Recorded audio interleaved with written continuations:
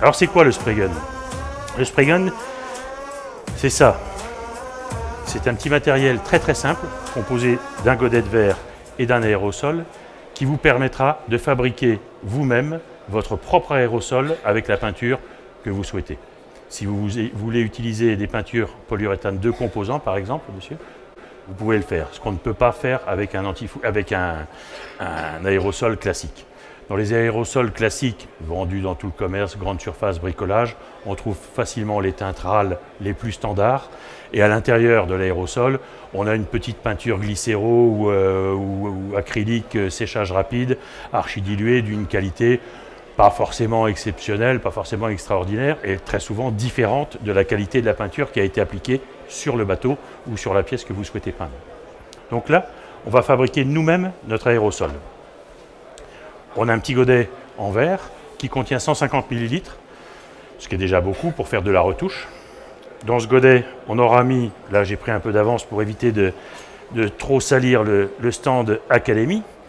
On va mettre notre peinture, en l'occurrence ici la Bootlack Epiphane.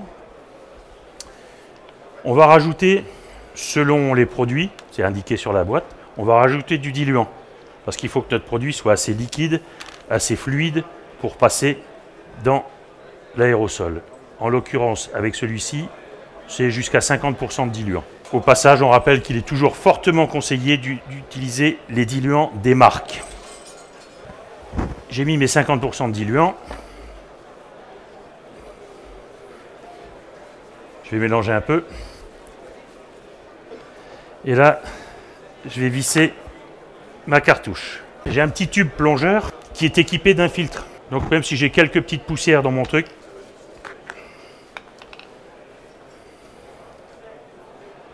je visse. Puis comme j'ai envie de me faire plaisir, je mets une petite poignée ergonomique qui est utilisable sur la quasi-totalité des aérosols. Ça marche très bien sur une bombe de WD ou un truc comme ça. Et là, c'est la magie.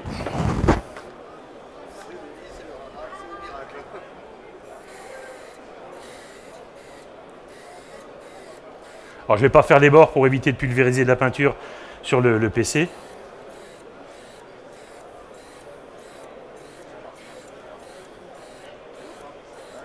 Alors, il faut bien se dire une chose, que c'est fait pour appliquer sur les petites surfaces. Il ne nous viendrait pas à l'esprit de peindre un bateau avec ce système. Donc, on est là pour faire de la retouche, pour peindre des petites pièces, pour faire du vernis, mais c'est toujours sur les petites surfaces. On ne charge pas trop.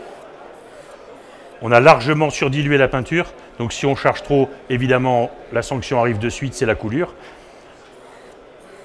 On l'applique petit, on va laisser sécher un petit peu, on va regarder en fonction des caractéristiques de la peinture qu'on a choisie, on va voir si les intervalles de recouvrement sont de 2 heures, 3 heures, etc.